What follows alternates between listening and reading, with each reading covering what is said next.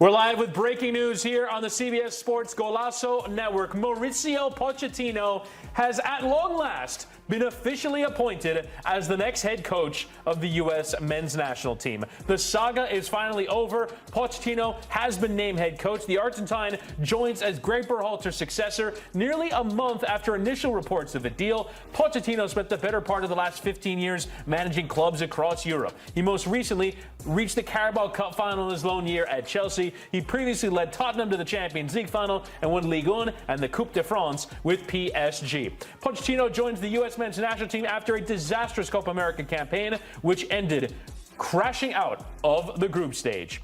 Here is the quote from Mauricio Pochettino.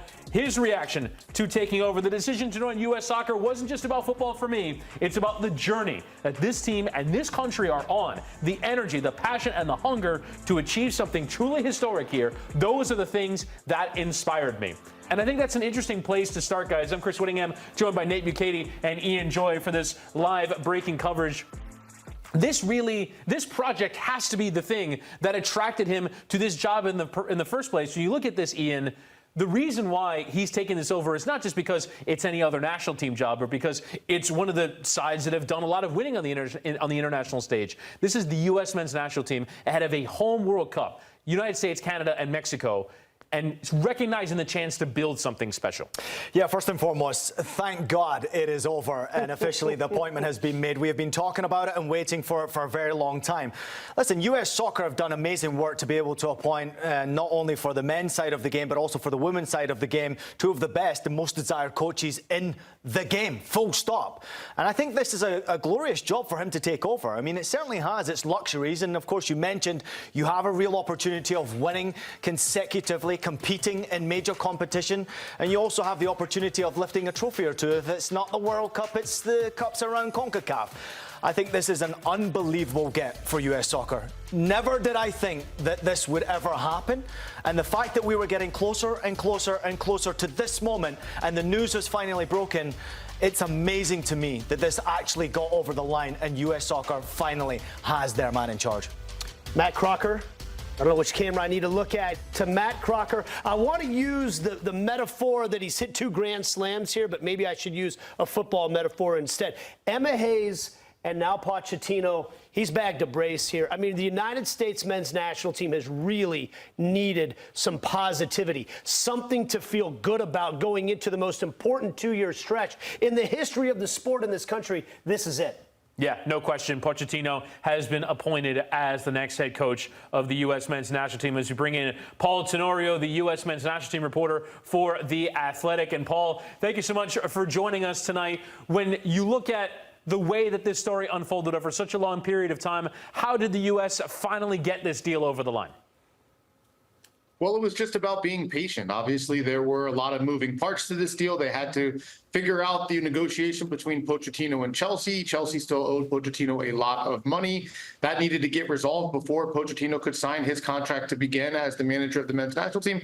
And that's really what held this deal up. I want to say credit to Mauricio Pochettino. In the midst of this long negotiation to get out of the contract, there's been a lot of speculation about what could happen to the Manchester United job, what might happen at Newcastle. Pochettino didn't sway. He gave his commitment to be the coach of the U.S. men's national team, and now he officially is the coach of the men's national team. So, again, it wasn't an easy process. There were multiple negotiations going on all at the same time, a lot of different types of math happening, and in the end, they were finally able to get the last few details sorted out just in the last couple of days. And it was signed today and announced tonight, just a few minutes before the U.S. takes on New Zealand right here in Cincinnati.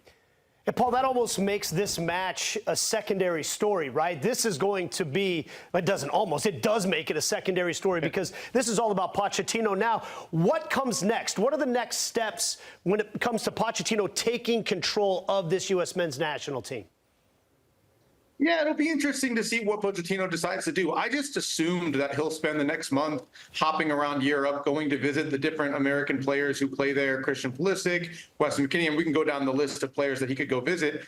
Maybe he'll do that. Maybe he won't. Maybe he'll want to wait until the group is all together in October and he can meet the team at the same time. I would assume that there are going to be at least a few in-person meetings, though, over the next few weeks.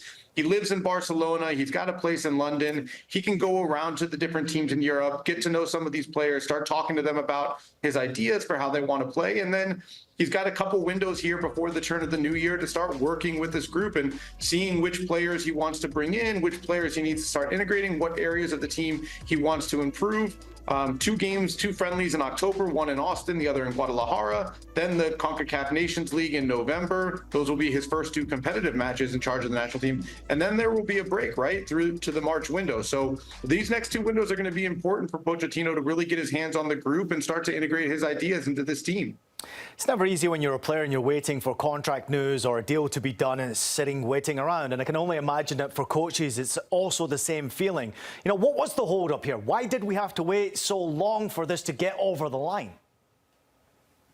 Well, again, it comes down to that contract with Chelsea. You know, it's not easy when you have a deal where you mutually decided to part ways. And when that happens and you have guaranteed money left on the contract, the club is still obligated to pay you. And then there's language in the contract, and this is a normal thing in football around the world, right? That if you take another job, there's variations of either that club doesn't owe you anything anymore, or usually it becomes a negotiation that if club A owes you Y and club B is paying you X, that club A still owes you Y minus X so that you remain whole on the guaranteed contract.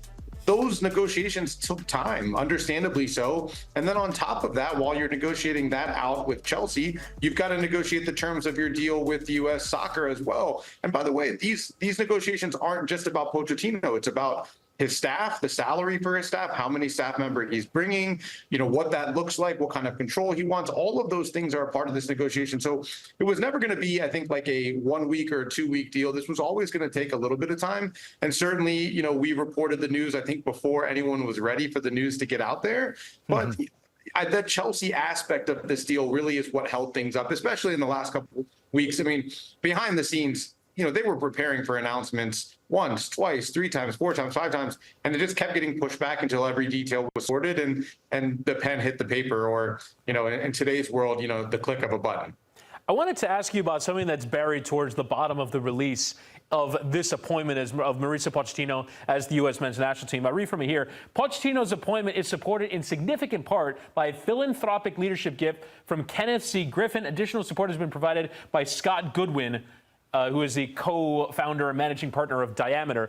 There's some gifts, there's some money that's being gifted to U.S. Soccer here to make this happen. When you look at the money that is required to bring in a top-level manager like this, they had to go out there and get more money in order to do this. Can you kind of give us some insight into what exactly U.S. Soccer needed in order to make this happen?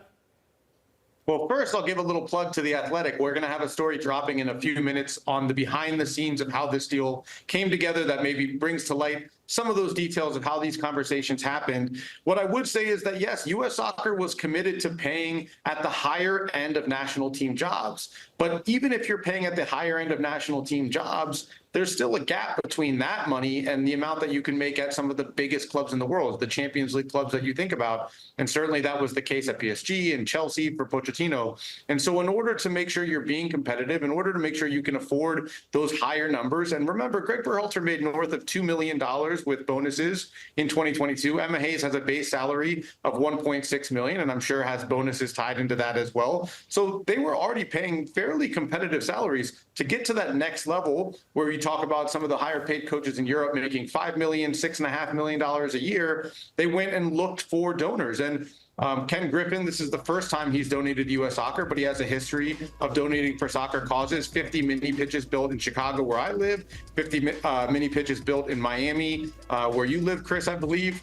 That was Ken Griffin donating money to the U.S. Soccer Foundation. So he's had some involvement in the sport. And I would also point out that U.S. Soccer is a 501c3. This isn't new for them. They've gone out seeking donations to help in other areas of the federation. Arthur Blank donating a lot of money to build a training facility in Atlanta. This is becoming more of the norm. I think it's very normal to see these types of donations and kind of booster contributions at the college sports level. And now we're seeing it at the international soccer level, which I find fascinating. But I think it's the beginning of a trend. And it genuinely is fascinating that in order to get this deal done, those contributions had to be made. Paul Tenorio, USMNT insider with The Athletic, will read out that story very soon. Paul, thank you for joining us. Thanks so much for having me, guys. And still lots more to come here on our breaking coverage. Mauricio Pochettino is officially the new manager of the U.S. men's national team. We'll continue to break it down next.